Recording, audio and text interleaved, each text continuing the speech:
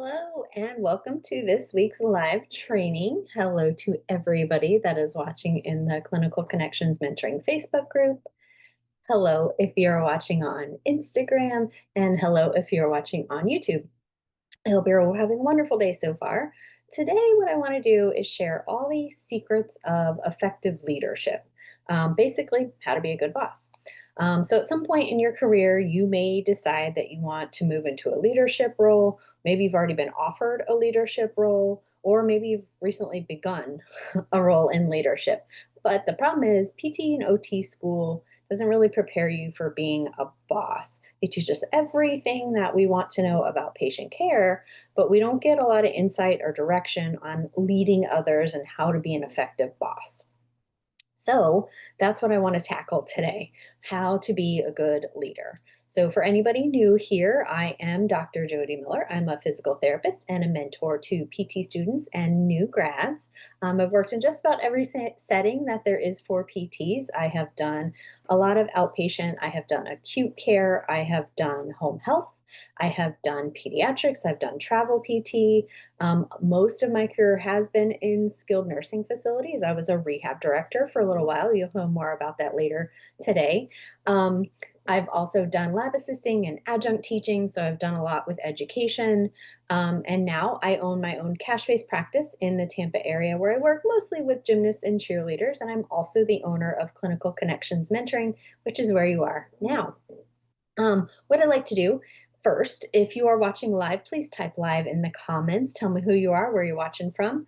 Um, Same thing, if you are watching the recording or the replay, please just tell me replay, who you are, where you're watching from. I just like to know who I'm talking to. So as we get started, first I want you to think about all of the bosses that you've had in your life. Was there one that you absolutely loved? Was there one that you just couldn't stand? Think about the characteristics of each of them. What really stands out for you about that boss that you had? Go ahead, type in the comments if you want. While you're doing that, while you're thinking about that and typing that away, I also want you to think about the quote and this quote and what it means. People don't leave bad jobs, they leave bad managers. Okay. Think about that. What does that mean to you? What do you think that means? Just think about that. You don't have to type that one. So, when you think about your previous bosses or managers, also think about what was the culture of that clinic or that facility like? What was your boss like? What stands out for you about your boss or your manager? And also, what was the culture of that clinic or that facility? Chances are the culture of the clinic mirrored the personality of the boss or the manager. So, a good or a positive boss typically means that there's a good or a positive work culture and work environment. A bad or negative boss tends to create a bad or negative culture and work environment. And this is because the boss or the leader or the manager is who shapes the culture of the work environment. So it is very easy. Let me turn this off. Sorry. Um, it is very easy for a bad boss to turn a very positive work environment into a very negative work environment. And I'll give you an example. So, as I mentioned earlier, I was the rehab director at a skilled nursing facility for about 3 years. I had worked there for 4 years prior to that as a clinician. I absolutely loved my job. I loved it when I was a clinician, and I really loved it when I became the rehab director. And that was for the first 2 years of that 3 years. During the first 2 years, we were employed by the facility. My immediate boss was the facility administrator, who was excellent. He was approachable. He always considered everybody's opinions. He talked to everybody. Everybody was on the same playing field. But just before my third year as rehab director, I was actually out on maternity leave when this happened. A contract company came in, took over the rehab department, and completely changed everything. So this now meant that I had a new boss. So I no longer reported to the facility administrator. I reported to the regional manager of this contract company, and it completely changed everything. He was new. The company and the boss, both of them, were really favored micromanaging. They wanted to dictate what we did, and they really took away a bunch of our autonomy as clinicians. Really, it was they took our autonomy as clinicians. Um, the entire department, including me, we were a group of 20 plus therapists, PTOT speech, some techs. All of us were very, very happy. We worked very well together. We loved our jobs, took very happy clinicians and employees and turned them into a bunch of upset, bitter, and literal worker bees. Okay. All because the boss changed and how they managed us. I, however, I did not change because it was just completely against my values to be that type of boss or rehab director. I didn't change, but because of that, I left that job a year later because it didn't work out. They wanted me to do certain things and have my staff do certain things, and I wasn't going to do it. So it just didn't work out. So I left.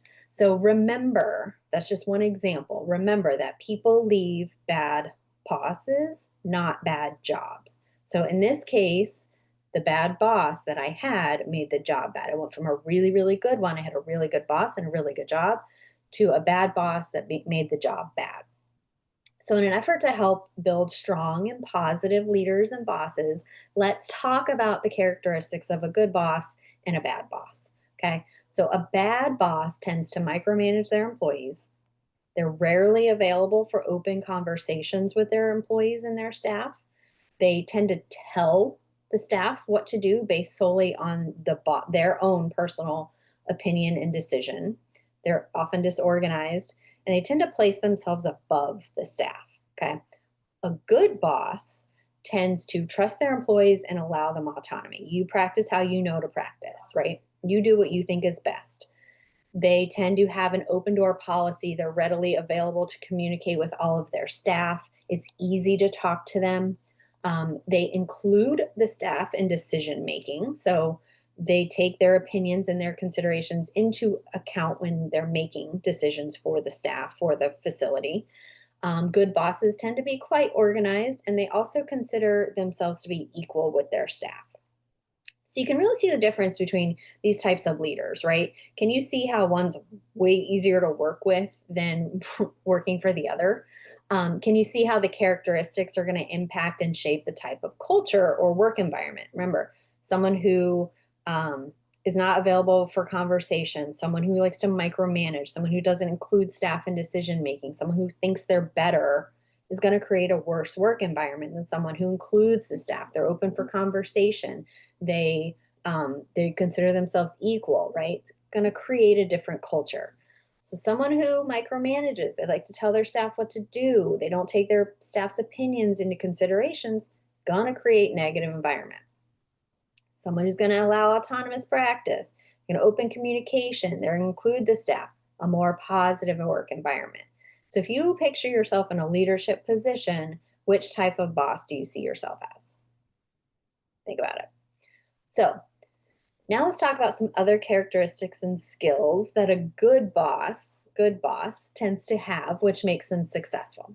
Okay, so the first one is the ability to make decisions. So a boss has to make decisions all day, every day. Can't avoid it. If you're going to be in a leadership position, you have to be ready to make decisions. Some are minor that have very little impact on stuff, and others are bigger decisions that are going to impact every member of that team. A good boss is going to take everything and everyone's experiences and their viewpoints into consideration when making these decisions, not just a one-sided decision. They will talk to everybody, listen to their experiences, what they're thinking, what they're feeling, and they'll put that information into the decision process. Bosses have to make decisions, but they don't make so good bosses are not going to make one-sided like authoritarian decisions. Okay. A bad boss will. This is what I said. This is what we're doing. Good bosses will say, tell me what you're thinking. How do you feel about this? What do you think? What are your opinions? And then they'll make a decision around that. Okay. A good boss also has to have the ability to delegate. So a boss has to delegate tasks to other people. Okay. You have to be able to, in order to be a good boss, really a boss, but a good boss, you have to be able to hand over tasks to other people. If you don't do that, you are going to burn out. You cannot do all the things. There are not enough hours in the day to do everything on your own. This means that so in order to delegate to your staff so that you're not doing it all, you have to know the strengths and weaknesses of each team member on your team. A good boss will delegate tasks to other people, not just delegate them to, I said you're going to do this, right? That's a bad boss. I can't do this. I'm going to make you do it. A good boss is going to delegate a task that will suit that person's strengths or something they like to do, right? So Jennifer over here, she really likes to do marketing. So I'm going to have her help me with marketing versus Steve over here. He hates marketing. I'm not going to make him do it. A bad boss will say, Steve, I've decided you're not doing enough. You need something else to do. You're going to go market. Well, if he doesn't like it, it's not going to work out. Okay. A bad boss is just going to delegate everything to everybody, regardless of what the team member enjoys doing or likes doing. A good boss is going to know their strengths and weaknesses of their staff and their employees and their team members, and they're going to delegate tasks that they like to do to those people. Okay. A good boss has to have the ability to listen to every member of the team and consider their thoughts and opinions. A bad boss will make decisions independently, regardless of what other people think or want. Okay.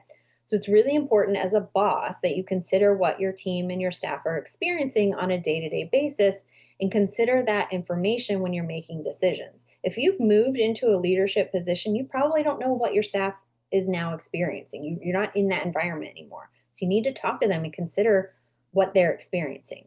Give them a chance to be heard. Let them share their concerns. Now, I'm not saying that you have to do everything that your team wants or says to do, right? That's going to lead to other issues, okay? Just because they say they want it doesn't mean you have to approve it, right? But what I am saying is that you should consider their experiences and let them be heard when you make decisions that are going to impact them, okay? They're out in the trenches. Listen to what they're experiencing. Take that into consideration when you make decisions. When your staff feels heard, they feel seen and they feel like they matter and they feel included. Okay. A good boss also has to have the ability to say no.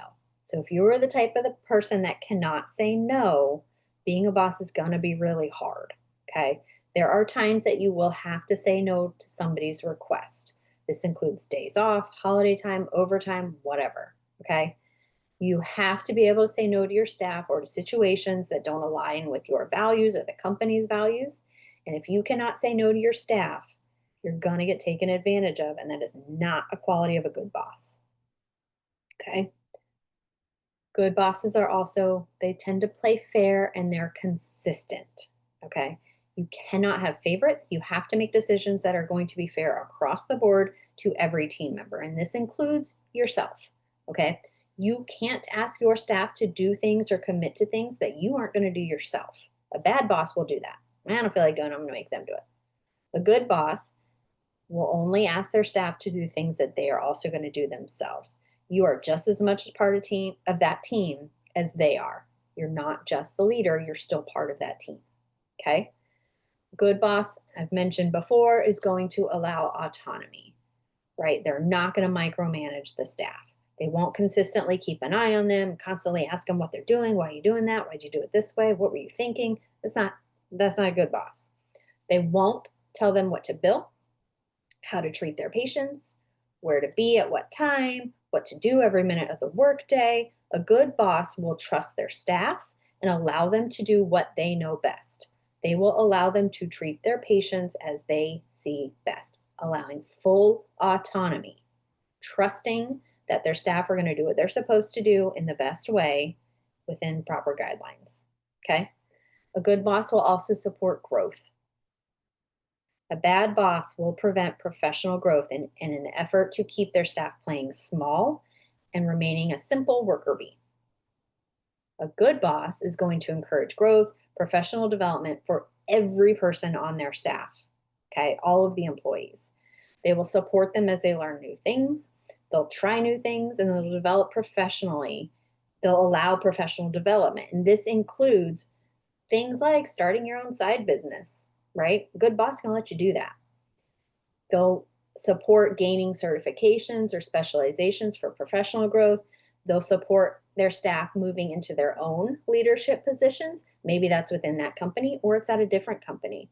and they'll encourage them to take advantage of new opportunities. Even if this means that a really good employee is going to leave, a good boss will support that person's growth and like moving up. Okay. A bad boss can be like, nope, nope, you gotta stay here. I need you to do the work. Okay. Now, these are just some of the secrets of being an effective leader, right? But ultimately, I think being a good boss really is rooted in someone's personality. And this comes from their past experiences and their development, right? Some people are just built to lead. They can easily come up with ideas. They can think outside of the box. They can lift up others and inspire other people. They can see the potential in other people. They can support that growth with no problem. They can make firm decisions. They can stick to those decisions. They are able to say no. They're open to learning from other people. They're open to discussions from other people, right? They're not, nope, it's my decision. They are open to hearing from other people. They're comfortable with autonomy and trusting their employees to do what is best. Okay. I think all of this is what makes a good boss, which in turn will make for a positive work environment. So being a good leader is not about gaining power and control. It's about supporting those around you, building them up, and creating positive work experiences for those people. So when you support and encourage your staff and your employees, they want to come to work. They want to be a team player. They want the clinic or facility to succeed, and they want to do a good job for you. Being a good boss creates a ripple throughout the clinic, the facility, or the company that you're working at. That ripple will then ripple into the care and the treatment of the patients, which will then spread into the community and to referral partners. Okay. That ripple has to start at the top with you being a good boss, doing all the things that I mentioned. Okay. I hope that you learned something new today. Please go ahead and drop in the comments your aha moment or something that really just stood out for you, something new that you learned today. I want to thank you for watching, whether you're watching on Facebook, whether you're watching on Instagram, or whether you're watching on YouTube. If you have any questions about anything that I talked about today, please feel free to send me a message or just leave your question in the comments. I'll definitely come back and answer. Hope you have a good day. See you next time.